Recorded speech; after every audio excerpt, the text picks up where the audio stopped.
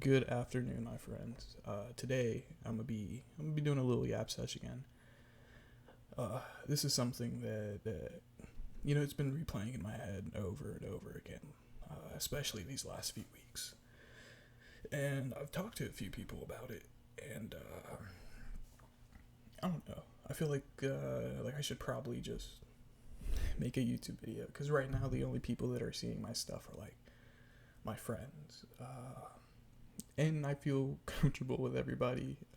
Really, I feel comfortable now with anybody knowing what's you know this part of my life. So little lore drop. About I want to say I was 17. I'm 20 right now, but I was 17 at the time.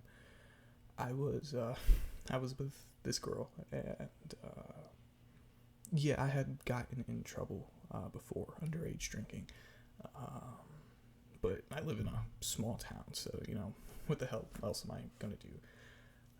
This is a really sick shirt, by the way. I don't know if y'all can see that. It's a pretty sick shirt. My good friend, she took me shopping a little bit ago, so I could just dress like myself. Do look good, look good. Uh, and then my other friend, we went to Hobby Lobby, and I got 22 bandanas. I got every color they had, and I was this close to getting a Hello Kitty one, but I'm like, probably not Hello Kitty, at least not for a little bit. But yeah, man. I was with this girl. I had gotten in trouble. We were keeping in contact through our little school ThinkPad laptops, and she came to see me at school. I was in state custody at this time. It was different. It was weird. At the start, I was feeling more ashamed.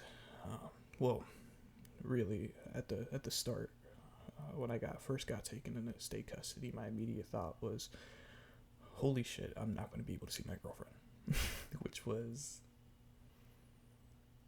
understandable, because she was my real first everything, and we were just kids, so puppy love and whatnot.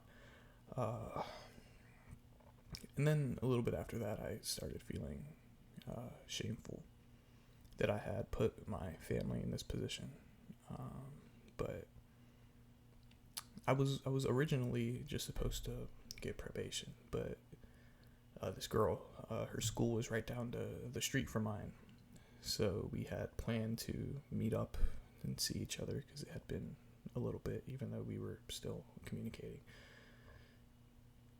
And on the way to my school, she got spotted by her aunt, which I'm like, what are the chances? What are the... Excuse me, chat. I have to drink my shake. This is Pegasus piss right here, man.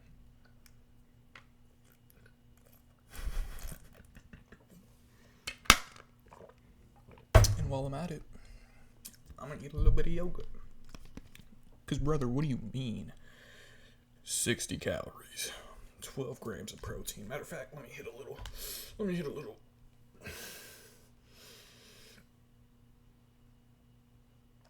I've been hitting the gym a lot recently. And by gym, I mean the weights in my parents' garage. But that's besides the point.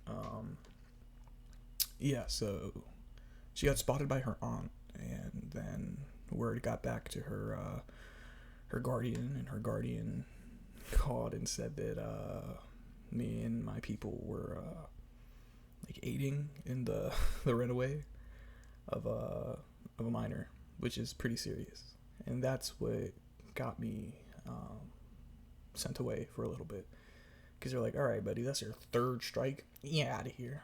And then the judge was like, why don't you just do therapy? And my little smartass at the time had to say something about it, and I just told him, yeah, I just don't believe therapy works because you're just paying people to listen to your problems. At the time, I didn't understand how much work had to go into being a therapist. how much you had to be at peace with yourself in order to be understanding and empathetic of other people. So I was definitely wrong in that regard, and he definitely did make the right choice, sending me away for, I think it was like 7 months. But my biggest regret so far in life, it's my first day in juvie. My cellie, which they weren't cells, they were doors, and the doors weren't always locked. But we just could not leave them if they told us not to, because I mean, obviously you'll get a write-up and your sentence will get extended if you get too many of those. But I basically had everything I needed in my my little room. My first roommate, cellmate, whatever you want to call him. Crazy little white dude, man. Funny. I only knew him for a day. His name was White Shiesty, man. Pretty crazy dude. He showed me around. He was like, "This is where I keep the shank. This is where we hide the stuff." And then he was like, "Oh yeah, we're planning on running away today, by the way." And I looked at him, and I was just doodling in a notebook that they gave me, because they gave you one composition notebook when you entered. They gave you your shower slides, which were also your everyday slides, so you would just wear the same thing on your feet. A few pairs of socks, 2 pairs of shorts, 2 sweatshirts, 3 purple shirts, and then some drawers, some plain white drawers, which are the most uncomfortable things to hoop in. Like, let me tell you, man, like, it got to the point where I didn't even want to hoop because of how stiff them bad boys were, man. Like, I would just hit the weights. And then there was this one time where I got a plastic bag from underneath a sink, and I turned it into a sauna suit, because that's what I used to do when I wrestled. And I was like, you know what? All these carbs are making me get a little fat. So I would just run around the little basketball courtyard in a trash bag, which was pretty funny. But my first day in juvie, there was this nice lady. She was in charge of watching us, an older lady. But she made the mistake of bringing her car keys into the facility, which I didn't know it at the time, but you weren't allowed to do that.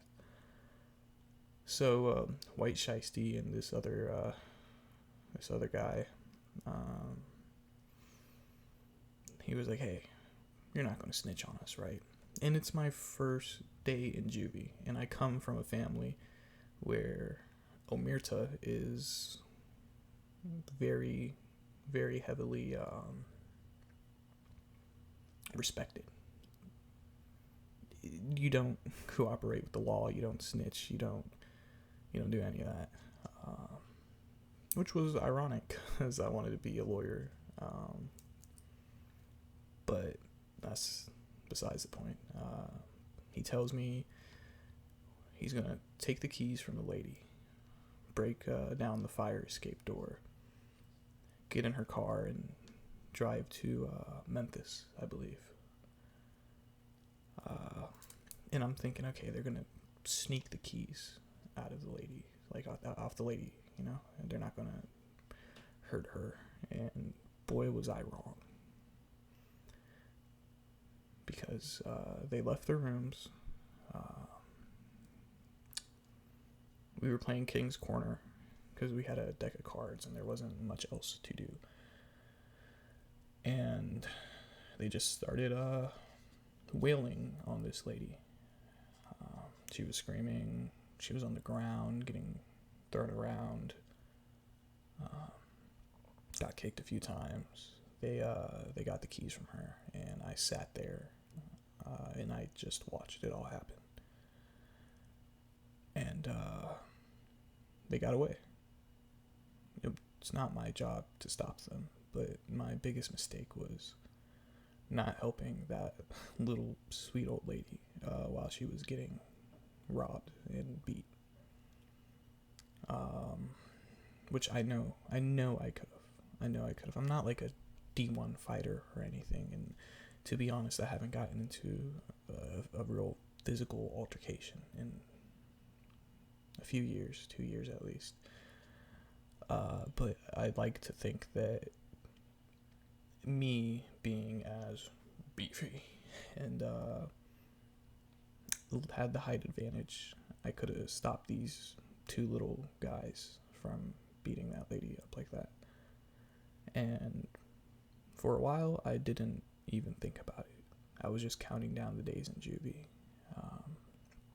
I got out, and I started talking to that one girl again. And my mindset was just be better, do better. And we talked about what happened, and to be fair, she did make me feel better. She made it clear that wasn't my job. It wasn't my responsibility, but I mean, I grew up on Spider-Man, I grew up on Superman, I grew up on Batman. I believe that is why I have the need to want to help, even if I know it's unrealistic. Like sometimes when people have told me terrible, awful things that have happened to them, and this sounds selfish, but I am just overcome with a feeling of guilt. A feeling of I could have helped, I could have been there. And that's something I'm working on. It's not something I want to get rid of, because I lost that for a little bit. I lost the drive, the need, the want to just be good, because nobody else is going to be good for you. That was my biggest regret in life so far. Hopefully I don't die anytime soon. And I'm sure I'll have many more regrets that I'll have to learn from. But as of right now, I regret not helping that lady. I regret not at least trying to help that lady. And it was not my job, but if you're watching this, if you're hearing what I'm saying 12 minutes and 31 seconds into this video, it's not our job to be better. It's not our job to do better. But it is. It really is our job to be better and do better, because if we don't, nobody else is going to do that for us.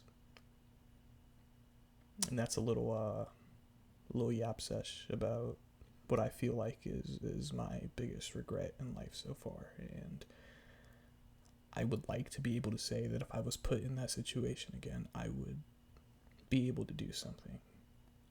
But until I can, actions speak louder than words.